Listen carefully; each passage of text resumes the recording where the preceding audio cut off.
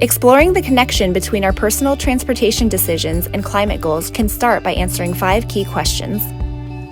What is transportation's impact on the environment and why does it matter? How do we reduce transportation's environmental impact? What factors impact VMT? How can we reduce VMT? And what are the co-benefits of reducing VMT? If you haven't heard the term VMT before, please take a moment to watch our VMT 101 video.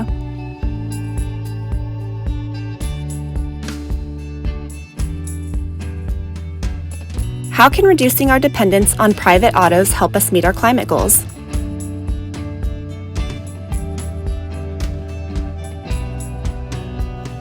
Transportation has a larger impact on the environment than you may think.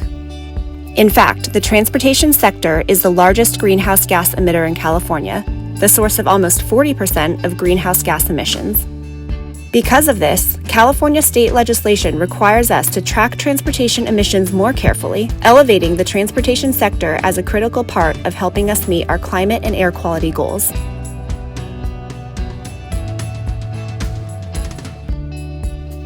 Increasing transportation options is one of several ways to reduce transportation-related emissions. Other ways include cleaning up our fuel sources and making vehicles more fuel efficient. But let's focus on the benefit of increasing transportation options.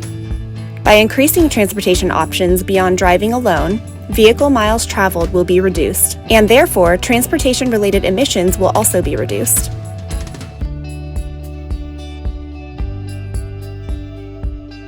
Vehicle miles traveled, or VMT, has 2 components: the number of auto trips taken and the distance of those trips. To reduce VMT, it is important to consider both of these components. The distance of auto trips is about land use. How far do you have to travel for the grocery store? What about to get to the train station? How far do you live from work? The number of auto trips taken is about the transportation options available to you. Is walking a safe and comfortable option for getting to the grocery store? Are transit or biking attractive options for getting to work? The number of auto trips you take may not be as high if more attractive, safe, and comfortable options were available to you.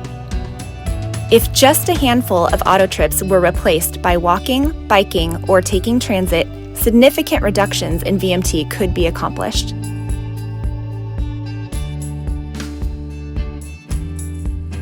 Let's think about Maria. Maria lives about 5 miles outside of downtown where she works. Her car commute is about 30 minutes in rush hour traffic and is currently her best option for getting to work. She has looked into taking the bus, but it's much slower and less reliable. However, a new transportation project is about to open. A bus rapid transit line, or BRT, will improve the existing bus service and provide a direct connection to downtown with a total commute time of 25 minutes. Several of Maria's neighbors have gotten on board and find it to be a convenient alternative to driving, so Maria tries the new service one day. But Maria is holding back from fully switching over because the bus fare is a bit more expensive than her yearly parking pass that she's already paid for. Then, her employer shares with her that they'll be starting a new transportation program in which all employees will receive free transit passes. Maria starts taking the BRT a couple days per week, enjoying her time outside of rush hour traffic.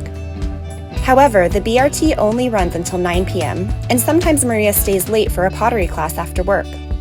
On those days, Maria still has to drive to ensure she has a reliable ride home at the end of the day. Maria is not alone in this, so the transit agency decides to implement services and operations improvements and expand BRT service until midnight. With this change, the BRT has become a reliable commute choice for Maria, and she chooses to take it most days, reducing her average weekly work VMT from 50 to 10. As Maria's story demonstrates, there are many factors influencing how we travel, and changing our behavior takes multiple strategies.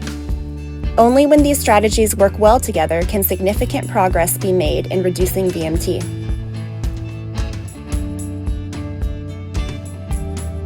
While the focus of this story was on VMT, these kinds of transportation improvements can directly benefit people's lives beyond that. Not only do they provide more choices for getting around, but they may also improve community air quality, health, quality of life, and roadway safety. Let's go back to the BRT project for a moment. Before the BRT was constructed, the roadway had 6 lanes, a concrete median, narrow sidewalks, limited bus service, and no bike facilities. 2 lanes and the median were repurposed, not only for the BRT, but also for widened sidewalks and a separated bike lane. The widened sidewalk allowed space for street trees and outdoor seating, and the separated bike lane significantly reduced bike collisions on the road. Maria and Anna now walk to their weekly coffee date. Rose finally feels comfortable riding her bike, and there's still space for Gus, who needs to drive to his doctor's appointments. Not only do Maria, Rose, and Gus have the travel options they want, but VMT and emissions have also been reduced along the way. Do you have other questions about reducing VMT that you would like answered? Let us know.